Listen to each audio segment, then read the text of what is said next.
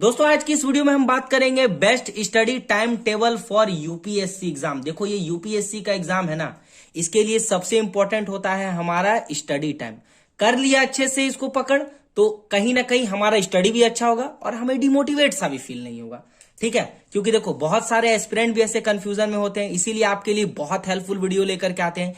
Channel में नए हो तो चैनल को सब्सक्राइब करके बेल आइकन को प्रेस कर लेना, ठीक है, क्योंकि एक एस्पिरेंट के लिए हमेशा जरूरी होता है उसका सही गाइडेंस। ठीक है, देखो अगर हिस्ट्री, पॉलिटी, जियोग्राफी, इकोनॉमिक्स, एसे और करंट अफेयर्स, इन सब सब्जेक्ट की अगर बात करें और सभी इसमें इंपॉर्टेंट है, तो अगर हमारा स्टार्टिंग स्टडी हो किसी से तो वो होना चाहिए हमारा जियोग्राफी होना चाहिए।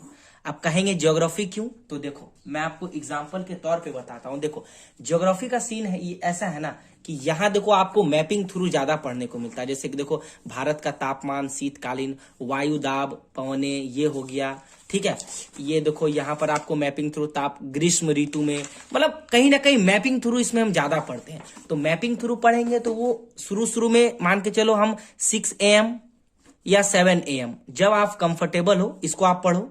इसके तुरंत पढ़ने बाद आपको आ जाना है करेंट अफेयर्स में। ठीक है, क्योंकि देखो ये थोड़ा इंटरेस्टिंग सब्जेक्ट होता है जियोग्राफी, सबको पता है। उसके बाद आते हैं करेंट अफेयर्स में। करेंट अफेयर्स को ज्यादा से ज्यादा हमको कितना देना है? 30 मिनट देना है। ठीक है, अब 30 मिनट क्यों देना है? क्योंकि देखो ये हमको छोड़ना नहीं है। सब चीज छोड़ सकते हैं लेकिन हम करंट अफेयर्स को कभी नहीं छोड़ सकते। 1 से 2 साल का हमको करंट अफेयर्स चाहिए ही चाहिए, मिनिमम 1 ईयर का तो चाहिए ही चाहिए। तो ये हेल्पफुल हो गया। उसके बाद ये दोनों स्टडी करने के बाद यहां जो है हमारा हिस्ट्री है, हिस्ट्री को देखो, हिस्ट्री पढ़ो या पॉलिटी पढ़ो या आप इकोनॉमिक्स पढ़ो, इन तीनों में से आप 1, 2, 3, इन तीनों में से किसी भी आपको स्टार्ट कर सकते हो, कोई भी आप स्टार्ट कर सकते हो। ठीक है, वो आपके ऊपर डिपेंड करता है। लेकिन टाइम सेट आपको करना है कि इन दोनों को पढ़ने के बाद इसको हम कब, क्योंकि देखो सबका टाइमिंग अलग होता है, कोई स्कूल में है, कोई कॉलेज में है, कोई जॉब में है ना। तो हमेशा कोशिश करना है हिस्ट्री को 2 आवर्स देना है, क्योंकि 2 घंटे में हिस्ट्री आई थिंक ये कंप्लीट हो जाना चाहिए। आपको 1.5 यानी 1.5 घंटा आपको देना है। किसमें देना है? आपको पॉलिटी में देना है। इतना में तो मुझे लगता है कि खत्म हो जाना चाहिए। और हमेशा टारगेट लेकर के चलो एक चैप्टर का, उसके बाद एक चैप्टर खत्म हो जाएगा तो मान के चलो 12 सब्जेक्ट होगा इसमें, तो 12 दिन में 12 मतलब कि एक बुक पूरा खत्म हो गया।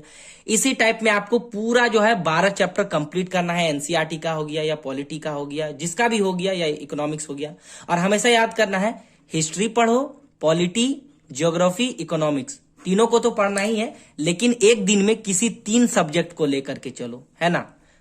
या तो ऐसे 3 सब्जेक्ट लेके चलो, या पॉलिटी पढ़ो, हिस्ट्री पढ़ो या ज्योग्राफी पढ़ो, यानी एक दिन में किसी एक सब्जेक्ट को स्किप करना है, क्योंकि वो ओवरलोड हो जाएगा। ठीक है, और बात रहा ऐसे का, तो ऐसे में हमको ये ध्यान रखना है, हमेशा ये कोशिश करना है ऐसे में आंसर राइटिंग ज्यादा करने का, क्योंकि देखो विदाउट आंसर राइटिंग करें हम ऐसे को कंप्लीट कर नहीं सकते। और ऐसे में जिस चीज में हमारा इंटरेस्ट है उसी चीज को हम पढ़ें। कहने का मतलब है आप मान के चलो किसी भी टॉपिक को ले लो यूपीएससी के अकॉर्डिंग, उस पर आप थोड़ा सा आंसर राइटिंग करो तो वो ऐसे आपके लिए हेल्पफुल होगा। ठीक है, बाकी वीडियो पसंद आई लाइक कीजिए, शेयर कीजिए, सब्सक्राइब करके बेल आइकन को जरूर प्रेस कीजिए। पढ़ाई को कंटिन्यू रखिए, बाकी और भी हेल्पफुल वीडियो आपके लिए लेकर के आएंगे। ओके।